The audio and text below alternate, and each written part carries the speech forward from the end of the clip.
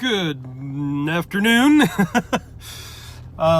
Hey, so I want to talk about top-down versus bottom-up. These are terms that I found myself startled by when they're used, usually. And I just did some Googling and YouTube searching, and I'm beginning to understand why. I heard a co-op, a guy that's, I guess, a part of a very large co-op, somewhere in Spain, I believe, who was saying if you're doing a top-down version of the co-op, system we have, you're doing it wrong, or something like that, and everybody laughs. And I'm like, what's going on here? So let me try to outline my confusion and frustration. So it turns out that there are top-down versus bottom-up investment methodologies. There's top-down versus bottom-up management processes, and there is also I think there's a few others, but there is also, and the one that I'm most concerned about, is top-down and bottom-up cognition, processing of information. So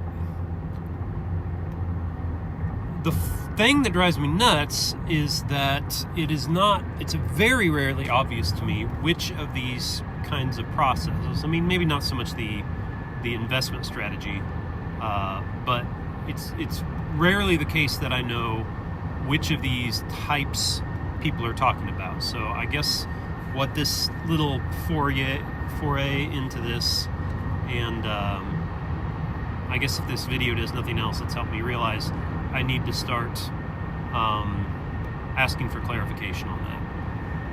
When somebody is making fun of a top-down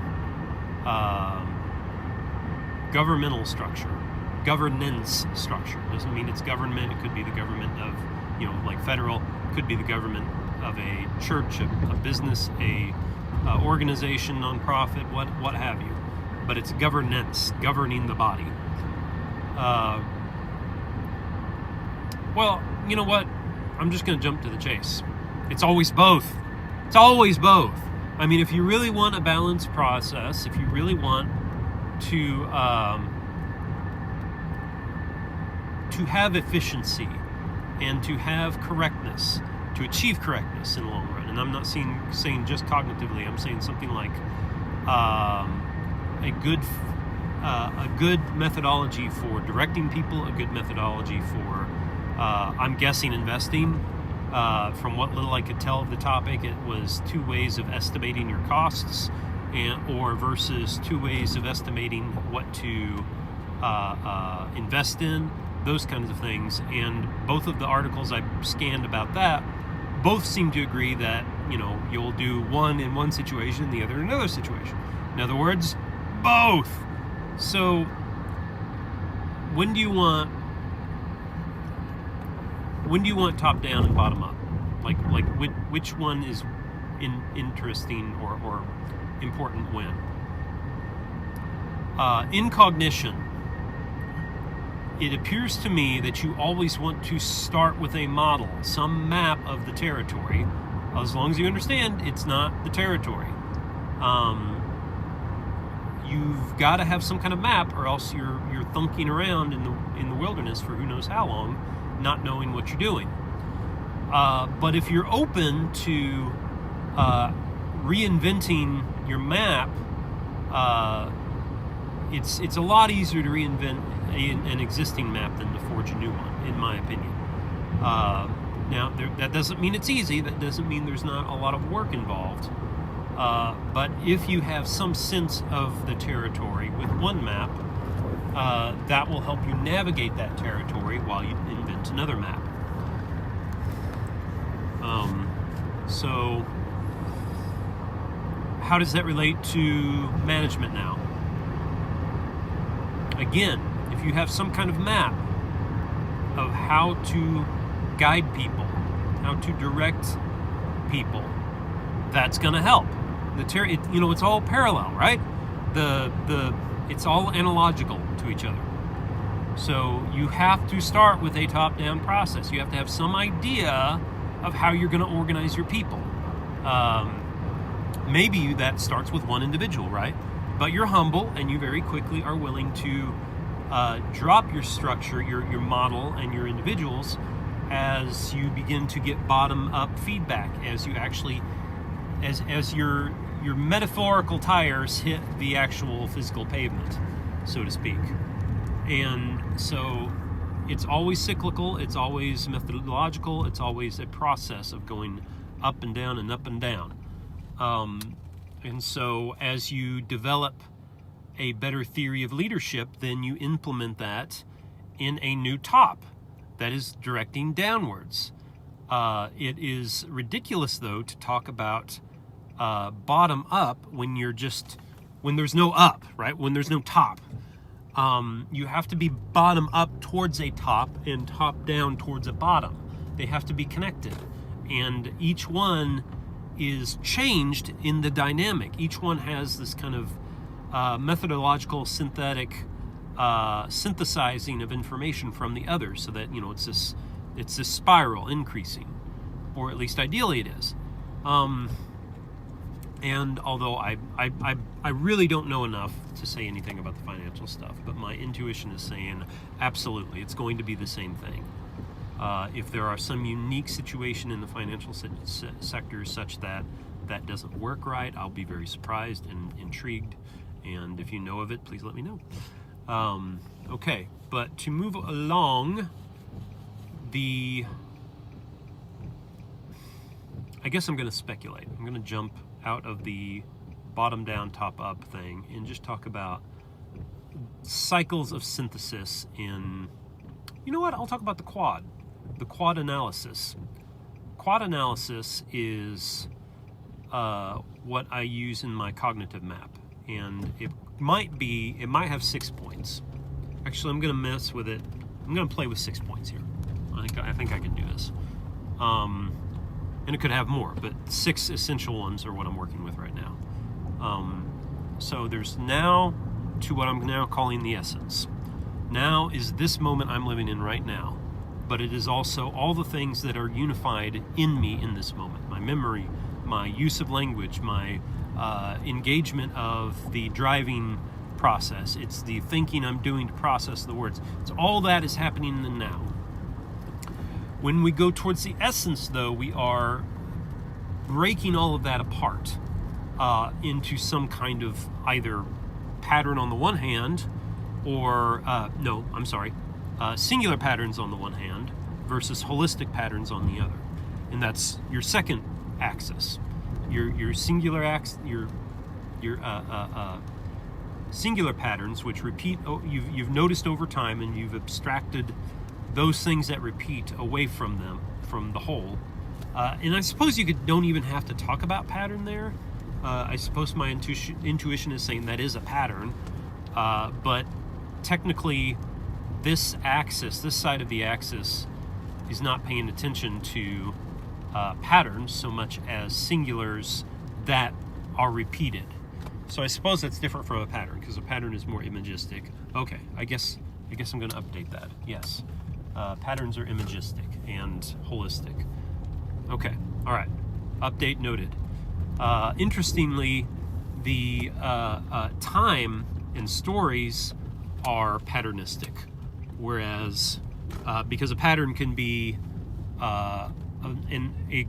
it doesn't mean it has to repeat. A pattern can be the specific pattern of my face, or the specific pattern of the Mona Lisa painting, or the specific pattern of my vehicle. There are, echoes and an axis of mirroring, but there doesn't have to be, right? And of course, a pattern can completely repeat, but it doesn't have to.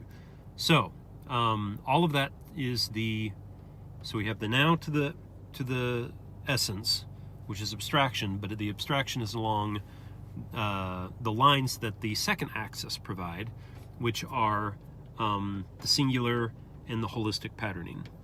And then a third axis you could add would be the social versus the objective, or something like that. The social versus socially systemic versus physics, you could say. I'll work on the terms. I guess I haven't truly developed terms for this. Generally, I think of this only as, or what I have been doing, and I'm seeing now that maybe I need to update this, is I've been thinking of the social as separate from everything else. So that anything that is social, you just throw in the social sector, social category, leaving behind whatever object relationships you have. And then, of course, there is the kind of transjective relationship that happens between those. So that gives you 3 dimensions, 6 axes, 6 points to analyze anything by. The archetypical would be in the holistic patterning. Art is a resonance that happens between these points, right? Science generally happens towards the singular point and the now, but it also relies on abstraction of essence, and it relies on holistic to a certain degree so that you can put everything back together. However, science currently has so isolated itself from what it fears is unscientific reasoning and such. It hasn't seen the internal logic of an archetypical system, and it hasn't utilized that. And as a result, there are ways in which you have scientific systems that are built very poorly because they are built only on those things which are scientifically quantifiable in that moment, and are not always built with the wisdom of the archetypical analysis, the holistic patterning analysis, in other words. Okay, so to put that in the context of bottom down, top up, maybe you can see that there is this sense in which the essence is the top and the now is the bottom, but you can, but those are expressed along these other dimensions as well. For instance, you could talk about, no, you can't talk about top down and bottom up from the social to the objective, or the scientific, or the, I need to work on my terms there, physics versus psychological, you could say. Physical, psychological, maybe? That's pretty good. I'll go with that for now. The physical to psychological, there's no top-down, bottom-up relationship there, right? I mean, you can move from one and then into the other, but you will tend to isolate.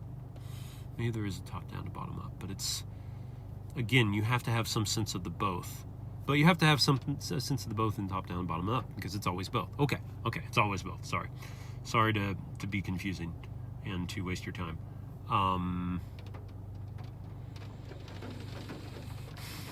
And then, once again, there's a resonance back and forth between the singular and the holistic. Because if you drill down to points that the holistic cannot see because it sees the overarching pattern as imagistically, and what I would call pattern of patterns. So for every image and every story, there begins to evolve this pattern that emerges from all those patterns over time in throughout a person's history, and the stories that become essentialized, the images that become representative of a story, of essentialized stories, that kind of thing. So in other words, the essence axis on one hand is logic, your purely logical abstractions, and on the other hand, essence becomes the archetypes, and whatever. I don't think it includes the rules of archetypical behavior. I think that is a articulation, which I consider singular. An articulation meaning the use of words. No, I'm sorry. It's a linguistic articulation. You can also have a visual articulation, right, or an archetypical articulation. It's just that you often use words to express that articulation, but you use the word as the vehicle for the image, right? You're describing the image, or you're painting the image, or and so see, it's all interconnected. It's always all interconnected, because you could also talk about using a process of painting and which can be singular, right? You are going through a process of this and this and this, but you're trying to be holistic through the whole process. I think what I was about to go on to before I talked about these three dimensions, I think when we can properly define this map of how our cognitions work, of how our holistic experience of the world works, once we have that properly understood and mapped and articulated both as an image and a story and as an analytical project, which analytical, by the way, interestingly enough, is basically removing from the whole. It's the perfect term. Ana meaning un, and litical or lital or something. I can't remember what it was, but it's basically a Latin word meaning a part or apart from or removal from. And in the same way, analogical is without word, because logic, the logos word. So it is imagistic. It is analogical. Interestingly enough, it is also an analogy, right? An analogy is like this imagistic process. It's a similarity. It's not the isolation. It is the overlapping. And so holistic pattern is all about the overlapping, the slight shifts within an overarching pattern, while the analytical, or the singular, is all about the separation of individual points in whatever way you can term those a point.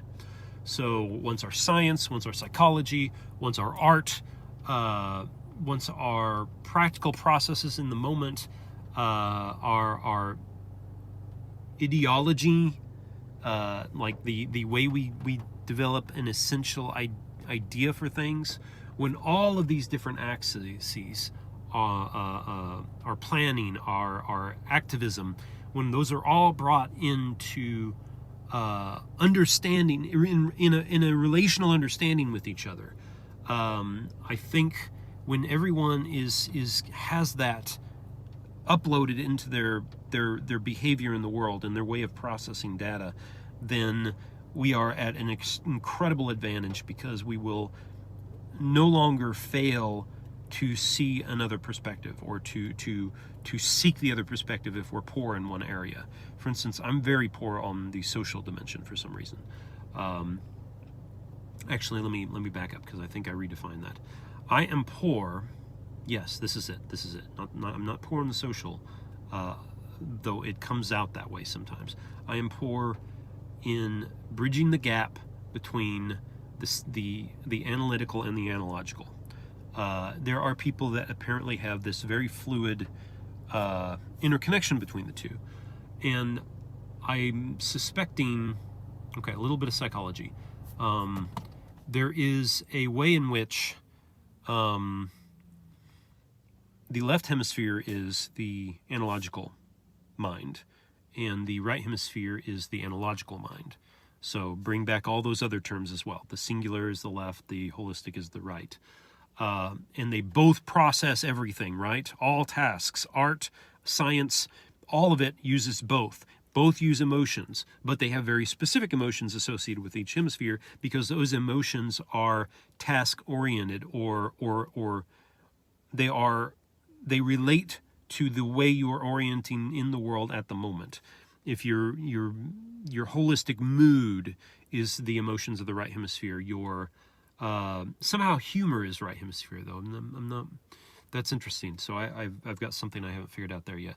But certainty, that is an emotion. You have the emotion of being certain, that you begin to have associated with terms that you have analyzed, right?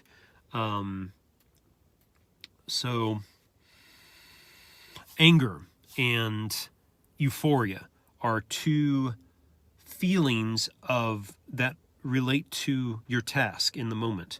You are angry because your task is obstructed. You are euphoric because you are achieving your task. You're in the groove. You're moving forward in your plans. There's been evidence that people with a right hemisphere damage can sometimes be in this kind of perpetual state of euphoria, as the left hemisphere kind of doesn't have a watchdog. Okay, yes, because that's what I was going to talk about.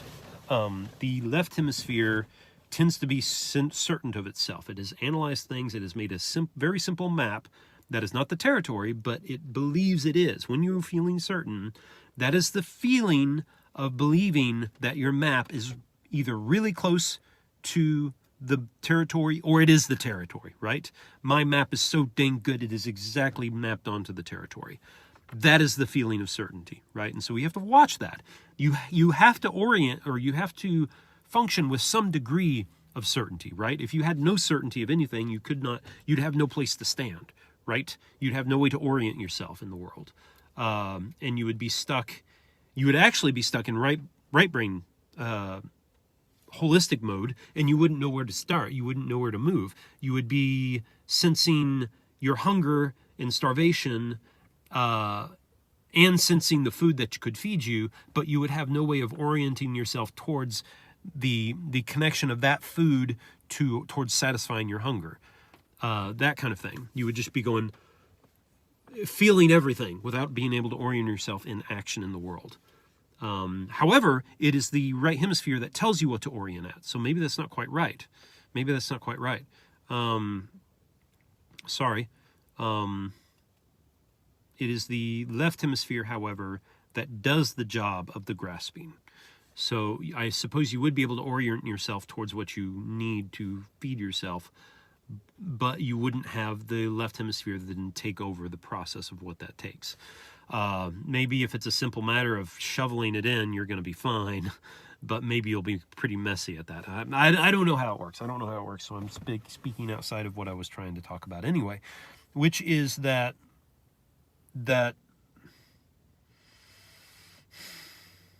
dang it, I got too far off the original topic.